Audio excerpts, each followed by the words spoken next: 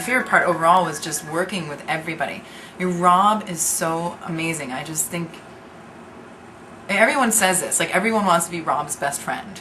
You know, he has that kind of energy where you trust him and you know he's so like on with his artistic choices, and he's a gentle person. He's very, so really working with him was amazing, and working with everybody on the set, like all the crew, like the hair and makeup, and like I'm still really good friends with the hair and makeup. Like we email and like, you know, and just to get such a great family of people together, I thought was the most amazing experience. And of course, playing Linda was an amazing experience. But that goes without saying. From Stephen Ross. How scary is it to see Tyler in that mask? Did you really get scared on set? Well, I hope I got scared on set, because otherwise it wouldn't look real in the movie. No, I really didn't see Tyler that much with the mask on, because obviously the mask is hard to breathe in and stuff, so he didn't like walk around set with a mask on. He would walk around with his outfit on and like blood all over his hands, and but seeing him in the mask, obviously, yeah, it's weird. People ask that, but usually like in my scenes with Tyler, I had my back turned to him. So like when he kills me, he comes from behind, and he kills me from behind. From Bill Kinmartin. Bill Kinmartin. Do you have any Irish blood in you? Let me think. In Tonawanda, New York. How was it working with Rob? Was he nice overall? Was he serious on set? And how was he off set? I kind of answered that. Sorry, Bill Kinmartin. Rob is awesome. He's okay. I don't see. I can only say so many good things about Rob without feeling like I'm really being retarded. Rob is just the awesomest guy. I don't know what else to say. He really believes in his art. He has very strong visions. He goes with what he believes in. And there are very few people in Hollywood that actually have true vision and follow their vision and fight for their vision. And he does that, and that is so commendable. And it's giving me the chills right now saying that. He's also like he knows what he wants. He's very quiet. He's not like a dictatorial director. He knows how to get people to give him what he wants in a very kind fashion and a very down-to-earth fashion. I would honestly say he's similar on set and off set. He doesn't really, I mean, I think he's probably a little bit more tough on set, but in general, he carries a very calm, nice quality, you know, around wherever he goes. From Jake Snell in Portland, Oregon. Was there anything that happened during filming that you think us fans would want to know? Any behind-the-scenes gossip or happenings that you could spill the beans over?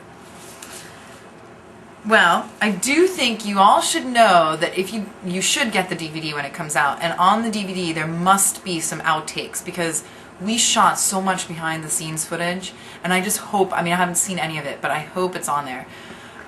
We had this one interview from Europe who came in, and I was interviewing, and all three of the producers, Andy Gould, Malika Akkad, and Andy LaMarca, came and with the stunt, one of the stunt guys, I think he made the weapons or something. He was, and they all came and killed me on camera in the interview. So, I mean, I didn't even know what was happening. All of a sudden I see one guy coming with a large stick, another one's coming with this like heavy rock, and I'm like, and then another guy has a knife, and I'm like, oh, they just want to show the camera, the interviewer, you know, what they've used. And all of a sudden, like, they're like coming at me, and I'm like, they're like, let's just act this out. So we like act out the whole like dying of each thing, and like there's a knife, and then there's like the heavy rock that wasn't really a heavy rock. It was like a really light thing, but I actually thought it was, so I was like, oh my God, no.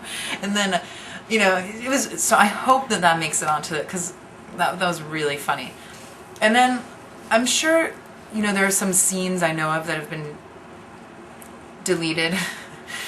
In one particular, Linda is a real bitch, and she just decides she's gonna like throw some ice on this girl's head because she's upset that she got kicked off the cheerleading team. And really, it was a little bit too intense for Linda.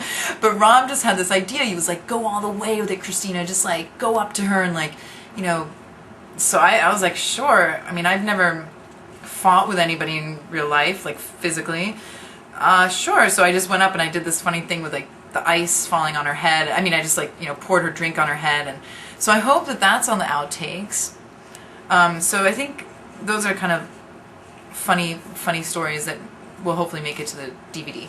Oh my gosh, we're almost done. And this is such a short one. From Cindy in Milwaukee. What other projects are you working on? My projects that are coming out are Delirious, which I have a tiny part in. It was, honestly, I didn't even think of it as a real part, but you see me pretty prominently because it's about this paparazzi. Steve Buscemi plays the paparazzi, and he takes a photo of me, and like, you know, it's all over the newspapers throughout the movie. So it's kind of funny, but it's a great movie. It's only coming out in New York and LA.